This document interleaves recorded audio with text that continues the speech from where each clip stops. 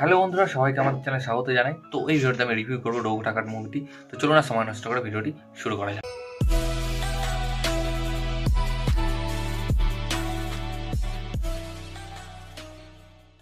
তো পুজোর প্রায় চলে এসেছে এবং পুজোর ব্যস্ততার মধ্যে আমার সিনেমাটি দেখতে একটু দেরি হয়ে গেল।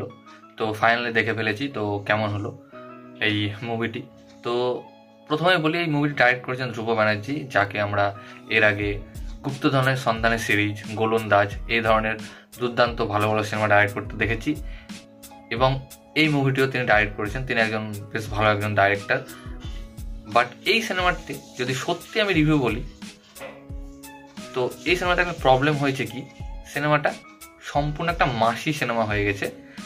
যদিও এটা একটা আমাদের ছোট্টবেলায় শোনা রঘু ডাকাতের গল্প থেকে নেওয়া হয়েছে, তো সেটা ঠিক সেইভাবে হয়নি। পুরো ব্যাপারটা দেব করতে গিয়ে মাসি করে ফেলেছে।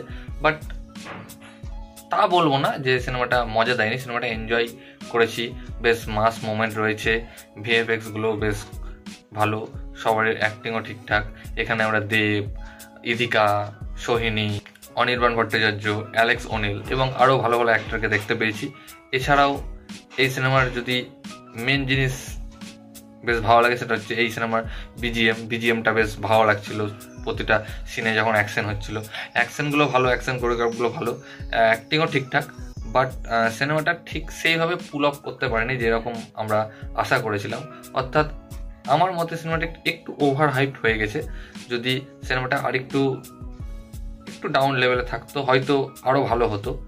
এবং এই সিনেমায় যদি মেন কাউরের অ্যাক্টিং আমার ভালো লেগে থাকে সেটা হচ্ছে অনির্বাণ ব্যানার্জি। একটু নতুন রূপে তাকে দেখতে পেলাম এবং ভিলেনের অ্যাক্টিংটাও তিনি বেশ ভালো করেছেন।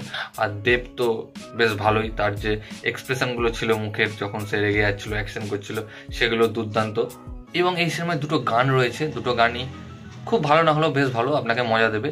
এবং এই সিনেমার সব থেকে যে দেখার জিনিস যেটা রয়েছে সেটা আমি বলতে ভুলে গেছিলাম, যেটা নতুনত্ব দেখলাম এবং দেখতে আমাকে দারুণ লাগলো, সেটা হচ্ছে এই সিনেমার ইন্ট্রো। দেবের যে ইন্ট্রোটা দেখানো হয়েছে দুর্দান্ত। এইরকম ইন্ট্রো কেউ ভাবতে পারবে না যে এই ধরনের ইন্ট্রো বাংলা সিনেমায় হতে পারে। এবং যে মেগাস্টার দেবটা যখন আসছে দারুণ লাগছে দেখতে। এবং এই ভিডিওটি আমি যখন বানাচ্ছি, এই সিনেমাটি প্রায় 1 কোটি বক্স অফিস পার করে দিয়েছে এবং এই সিনেমাটার বাজেটও বেশ ভালোই রয়েছে। আমি যেটা জানতে পেরেছি প্রায় 10 কোটির কাছাকাছি এই সিনেমার বাজেট রয়েছে। তো আপনারা হলে গিয়ে সিনেমাটি দেখুন, বেশ ভালো লাগবে। সত্যি কথা বলতে একটু বেশি এক্সপেকটেশন নিয়ে যাবেন না, কারণ কম এক্সপেকটেশন নিয়ে গেলে সিনেমাটা আপনাকে ভালো লাগবে, আর বেশি নিয়ে গেলে একটু মনে হবে ওভার হাইপ হয়ে গেল। তো আপনারা দেখুন, হলে বেশ মজা পাবেন, হল হাউসফুল হচ্ছে এবং সব দর্শক এনজয় করছে। তো এই ভিডিওটা এতটুকুই গাইস। ভিডিও ভালো লাগবে অবশ্যই ভিডিওকে লাইক, কমেন্ট, শেয়ার, আমার চ্যানেলটিকে সাবস্ক্রাইব করুন। ধন্যবাদ।